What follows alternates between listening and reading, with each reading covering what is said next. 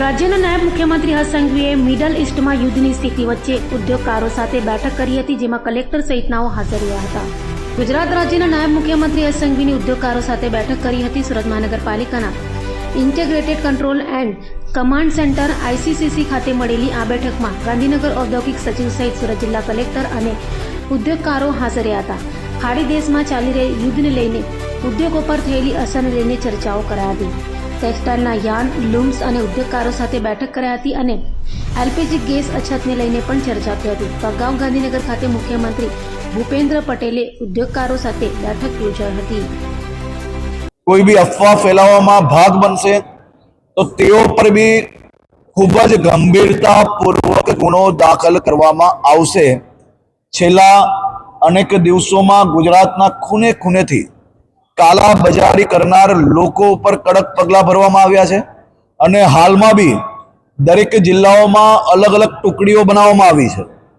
આ પ્રકારની અફવાઓ પર ધ્યાન આપે, આ પ્રકારની અફવા ફેલાવનાર લોકો પર ગમે તે હોય અને સીધું એક્શન લઈને એની ઉપર કડક પગલાં ભરવામાં આવે, જેથી કોઈ સામાન્ય નાગરિક એમની અફવાઓનો શિકાર ના બને. અને આ જ પ્રકારે એ અલગ અલગ ટુકડીઓ દ્વારા આ કાલા બજારી કરતા લોકો ઉપર બી વોચ રાખવામાં આવી રહી છે.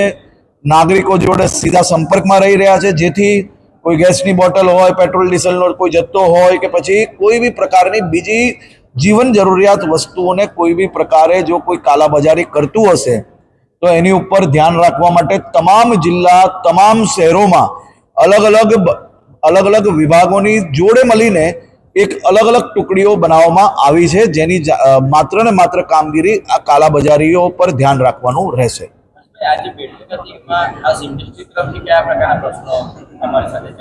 સામાન્ય રીતે ઇન્ડસ્ટ્રીઝને સરકાર સાથે મળીને કામગીરી કરી રહી છે. ઇન્ડસ્ટ્રીઝને સહયોગી તમામ જિલ્લાઓની અંદર જે કલેક્ટરશ્રીઓ છે, એમની કમિટી છે, એમનો સહયોગ ઇન્ડસ્ટ્રીઝને મળી રહ્યો છે તેવું ઇન્ડસ્ટ્રીઝ દ્વારા જાણકારી આપવામાં આવી.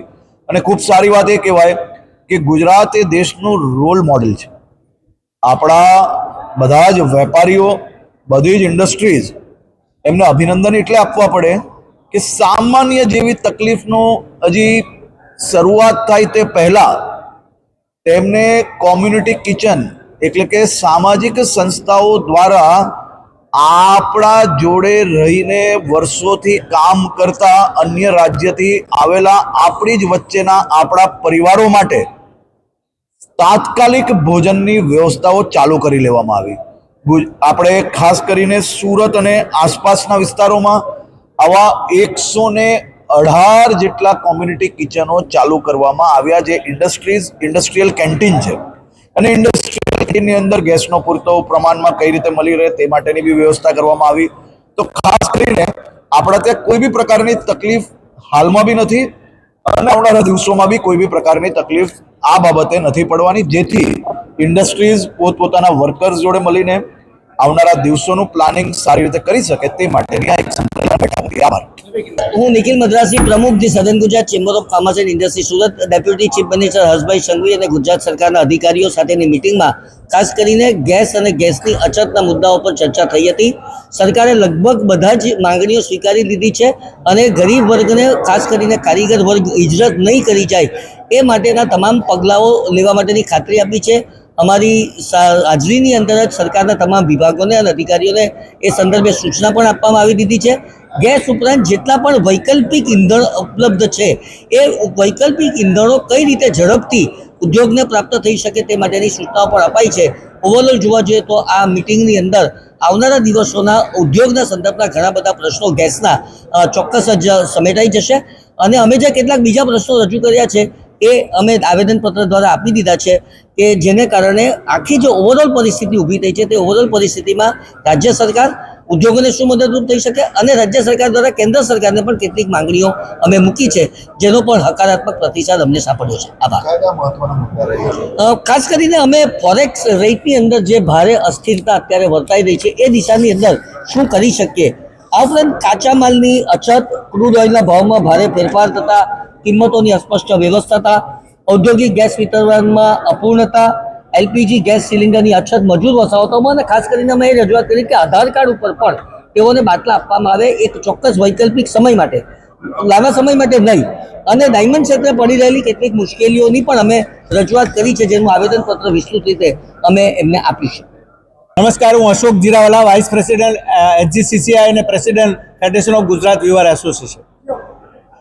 આજે જે ડેપ્યુટી CM સાથે અમારી મુલાકાત હતી, ખાસ કરીને દક્ષિણ ગુજરાતના તમામ ઇન્ડસ્ટ્રીઝને એમણે બોલાવ્યા હતા કે જે યુદ્ધની પરિસ્થિતિ ચાલી રહી છે, યુદ્ધની અંદર તમારે શું પ્રોબ્લેમ થઈ રહ્યા છે, ઘરેલું ઇન્ડસ્ટ્રીઝને શું મુશ્કેલી આવી રહી છે, એનું નિરાકરણ કરવા માટે ને એની વાતો સાંભળવા માટે, ખાસ કરીને પીડા સાંભળવા માટે માનનીય ડેપ્યુટી CM શ્રી હર્ષભાઈ સંઘવી અને એમની સાથે કલેક્ટર શ્રી માનનીય મમતા વર્માજી ઓર તમામ સ્ટાફને પણ પુરવઠા અધિકારીઓ તમામને અહીંયા બોલાવેલા હતા. અને અમારી જે રજૂઆત હતી ટેક્સટાઇલ ઇન્ડસ્ટ્રી જે આખા દેશની અંદર સબસે મોટી વધારે રોજગારી આપતી ઇન્ડસ્ટ્રી એટલે ટેક્સટાઇલ ઇન્ડસ્ટ્રી છે. અને ટેક્સટાઇલ ઇન્ડસ્ટ્રીને અત્યારે જે પ્રોબ્લેમ છે એ ખાસ કરીને જ્યારે મજદૂરો પલાયન થઈ રહ્યા છે, મતલબ મજદૂરો જતા રહે છે એમના પોતાના વતનમાં ગેસને લઈને, એની માટેની ખાસ અમારી રજૂઆત હતી. તો રજૂઆતને માનનીય ડેપ્યુટી CMએ અમારી વાતને સાંભળી છે અને એને નિરાકરણ કરવા માટે ત્યાં અધિકારીઓને સૂચના પણ આપવામાં આવી છે કે જે 5 કિલોના બાટલાઓ છે એ તમારે શ્રમજીવી જે વર્કરો છે એમને પ્રોવાઈડ કરવાની વાત કરી છે. માનનીય કલેક્ટરશ્રીને પણ કહેવામાં આવ્યું છે. અને બાકીની જે વાત છે, ખાસ કરીને અત્યારે જે ઇન્ડસ્ટ્રી જે મુશ્કેલી અનુભવી રહી છે એમાંથી કેવી રીતે બહાર નીકળવું છે, તો એમણે જ્યાં તકલીફ હશે ત્યાં સરકાર અને અધિકારીઓ તમામે તમામ તમારી સાથે ઊભા રહેશે. કારણ કે જે પરિસ્થિતિ અત્યારે યુદ્ધની છે એની અંદર ધીરે ધીરે થાળે પડતા થોડીક વાર લાગશે, પણ ગભરાવાની જરૂર નથી. સરકાર તમારી સાથે છે એવું આશ્વાસન આપ્યું છે.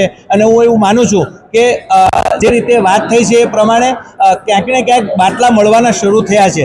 અમે વાત કરી હતી કાળા બજારની, તો કાળા બજારને રોકવા માટેનું પણ એ લોકોએ સખત કાર્યવાહી કરવા માટેનું પણ આહવાન કર્યું છે. ક્યાંય પણ સાખી લેવામાં નહીં આવે, કોઈ જાતની કૃત્રિમ ભાવ વધારો નહીં કરવાની પણ જાહેરાત કરી છે. હું એવું માનું છું કે આ વાતને લઈને આખી ઇન્ડસ્ટ્રીઝમાં એક આશ્વાસન મળ્યું છે. અને હું એવું માનું છું કે હવે જે બાટલા જે ઘટ હતી, જે અમે તો એવી વાત કરી હતી કે ભાઈ ઇન્ડસ્ટ્રીયલ જે સબસિડીના બાટલા છે એની જગ્યાએ કદાચ કોમર્શિયલ પણ મળી જશે, પણ 5 કિલોના બાટલા મળે જેથી કરીને એમના ફેમિલીને ઘરે લઈ જઈને પણ રસોઈ બનાવી શકે અને રોકાઈ શકે. આ એક વાત ખાસ કરીને આજના દિવસમાં અમે કરી છે.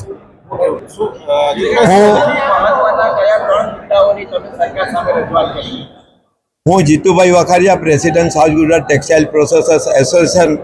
આજે આપણા ગુજરાત રાજ્યના ઉપમુખ્યમંત્રી અને આપણા સુરતના ધારાસભ્ય હર્ષભાઈ સંઘવીએ આજે ઉદ્યોગોને સામે બોલાવીને એમના પ્રશ્નો પૂછીને ઘણા બધા પ્રશ્નોનો અમને ઓન ધી સ્પોટ, સપોઝ કે જે કારીગરોને ગેસ નથી મળતો એ એમને પહેલેથી જ કહી દીધું કે હું 5 કિલોના ગેસના સિલિન્ડર મોટા પ્રમાણમાં છૂટથી મળે એનું પ્લાનિંગ કરી રહ્યો છે. અને 2-4 દિવસમાં 5 દિવસમાં તમને એનું રિઝલ્ટ પરિણામ જોવા મળશે.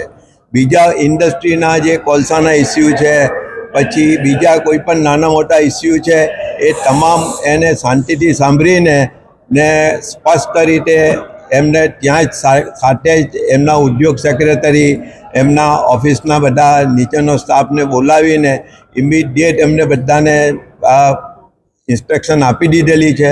અહીંયાથી આ મિટિંગ પતે એટલે એમના અધિકારીઓ માટે ઉપર મિટિંગ કરીને ઓન ધી સ્પોટ જે કંઈ ડિસિઝન આવ્યા છે આજે એને માટે હું હર્ષભાઈ સંઘવીનો ખૂબ તમામ ઉદ્યોગ સુરતના ઉદ્યોગ વતી હું એમનો ખૂબ મોટો આભાર માનું છું. અને જે રીતે એમને પ્રશ્નોનો હલ કર્યા છે તેથી જે ગઈકાલ સુધી કે આજે સવાર સુધી અમે જે ટેન્શનમાં જીવતા હતા એની જગ્યાએ એમને બિલકુલ ટેન્શન મુક્ત અમને બધી ખાતરી આપેલી છે. અને બધી વ્યવસ્થા સરકાર અમારે માટે આટલી બધી ચિંતિત છે એટલે અમને ખૂબ એમને મળીને જે આનંદ પણ થયો છે. અને જે ઉદ્યોગોના જે મોટા સમસ્યાઓ હતી એ સમસ્યાના પણ એમને તરત જ સમાધાન બધા બતાવીને એ રસ્તે ચાલવાનું કહ્યું છે. એટલે આજે અમે હર્ષભાઈ સંઘવીના તમામ ઉદ્યોગ સુરતના તમામ ઉદ્યોગો વતી એમનો ખૂબ આભાર માનું છું. એમને લાંબુ આયુષ્ય મળે ને આ રીતે જ એની તંદુરસ્તી રહી ને ગુજરાત અત્યારે ભારતમાં સૌથી વિકસિત સ્ટેટ છે.